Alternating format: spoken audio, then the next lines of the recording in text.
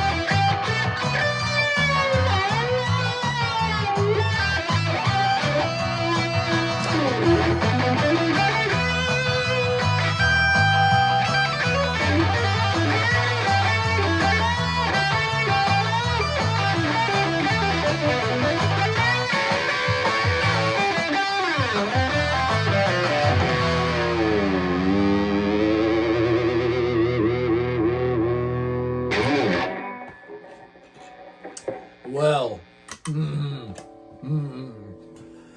of course, same thing. I had that on while I was tuning up the guitar, and while it was cold, like that, while that backing track was playing, I was just like noodling, just like warming up. First time playing, didn't do my finger exercises on the neck. I just came up with something. That sounds pretty good. That was all right, and I gave it some more volume because I had just the dry pedal on.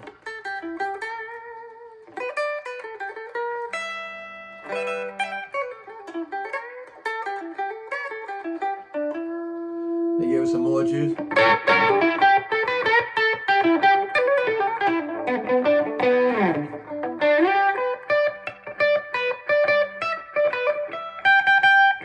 I'm like, yeah, okay.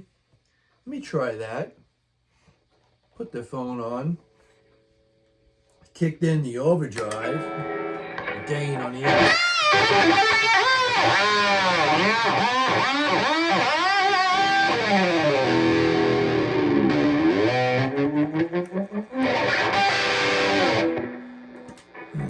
And because the sound, I just like that sound. I was like, oh, that sounds really good. Then I was lost. Then I said, I'm going to try something new. Let me have at it. And whatever was there before, it's gone. It's gone, man. Yeah. So I came in here with an agenda today. And Um, I figured I had another rant. I figured I'd tame my rant. But maybe not the next one. Keep an eye out. I don't know when this video is going to pop up, but I have another guitar on its way.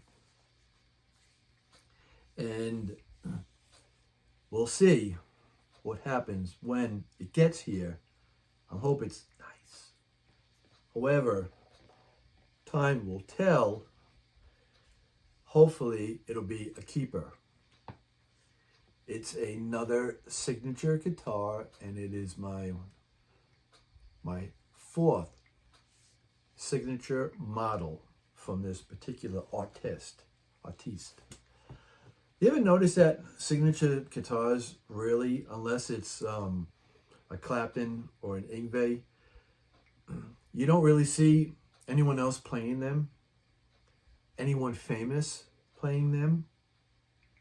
You might get like a, back in the day, you might get someone playing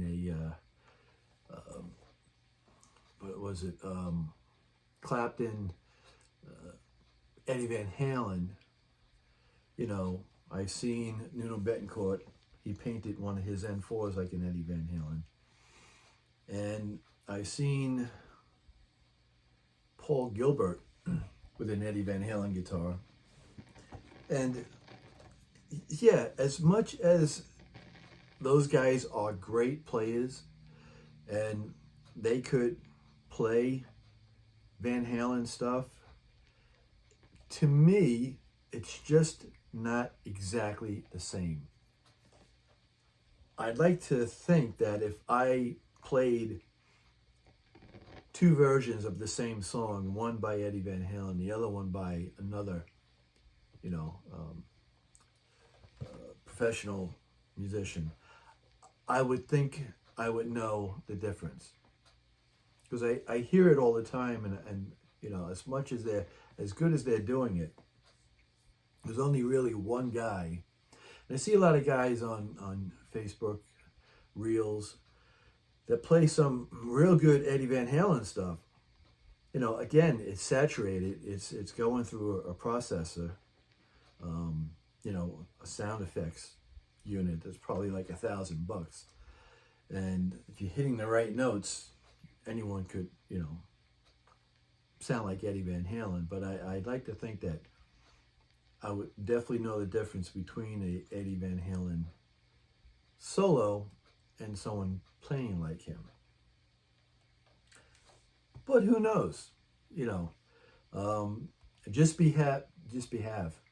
Ahaufahumaha. Falling back into my Norwegian heritage.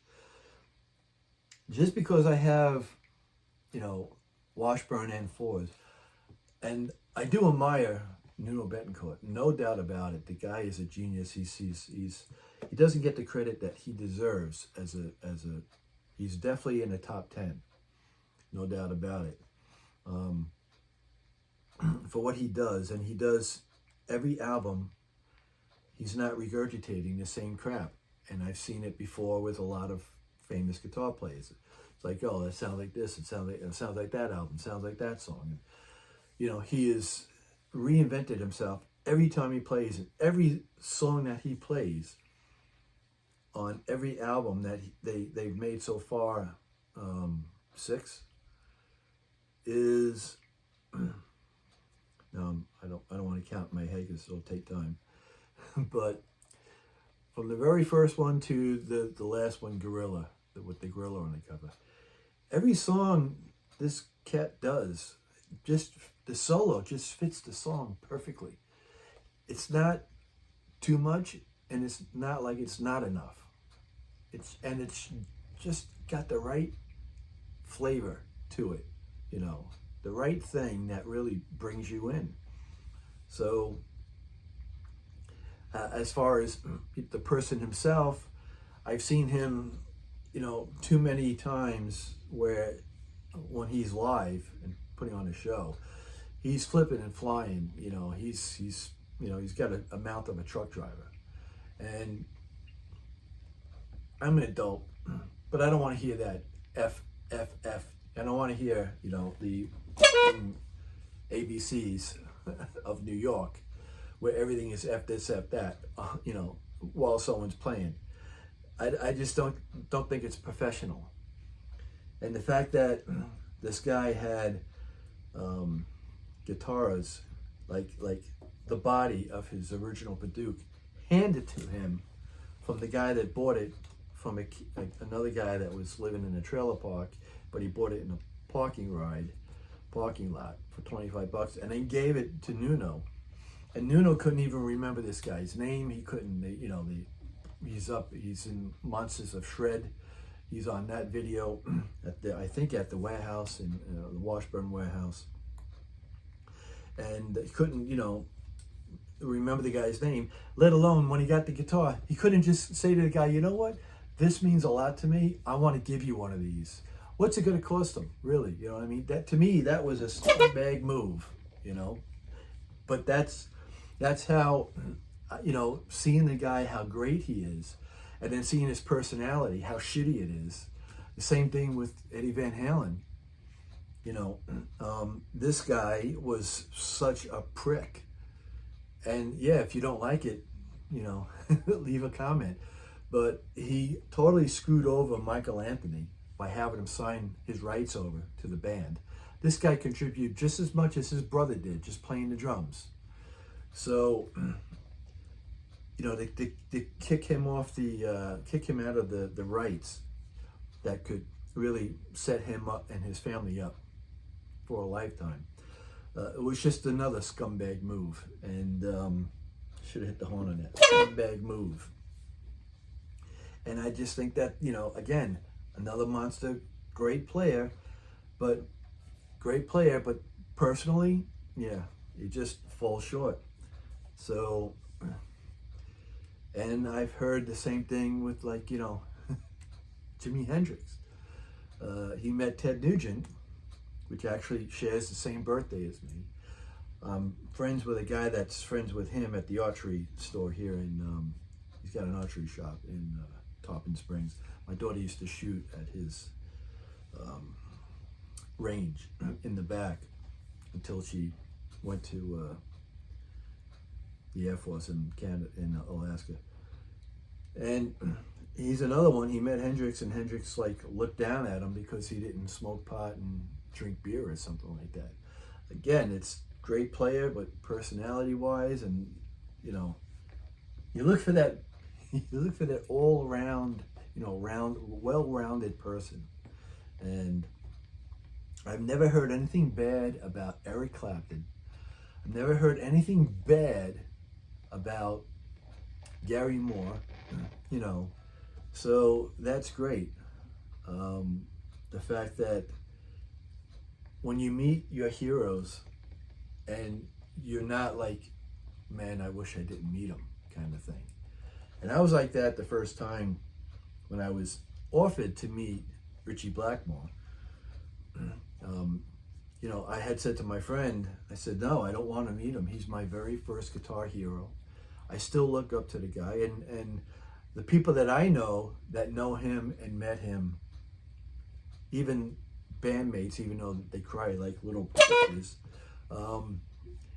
you know, they all complained about him. So I was like, I don't want the, you know, him to shatter my illusion of him. And then I'd run into him in the store because he lives down the road from me, and he's the nicest guy.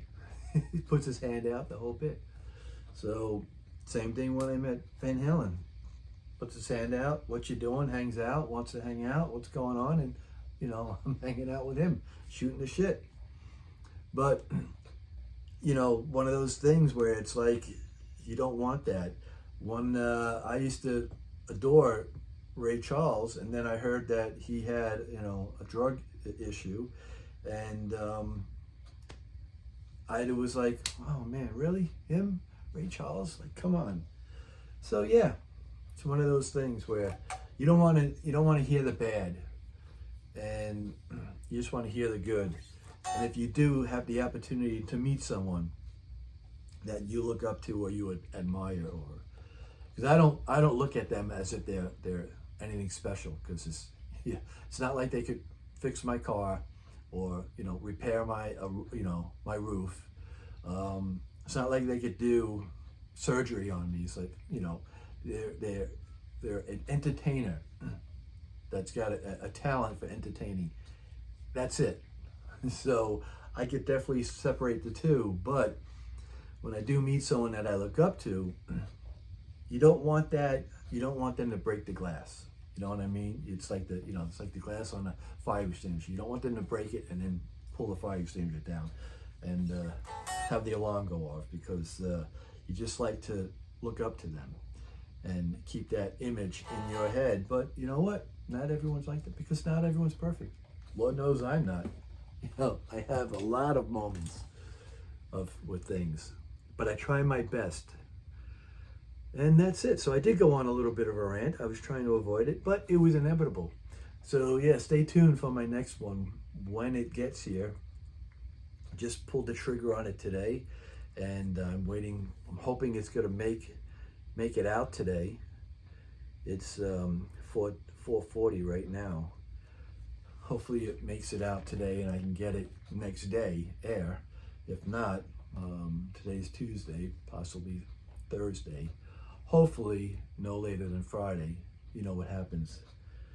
And another Guitar Center find and buy. So hopefully it'll be a good one. My percentage rate out of 100, I would have to probably say 97% out of 100, which is pretty good out of the hundreds of guitars that I've purchased and owned from Guitar Center through the years. Yeah, thanks for watching. Have a good day and a better tomorrow. Yeah, I didn't think so. Adios, amigos.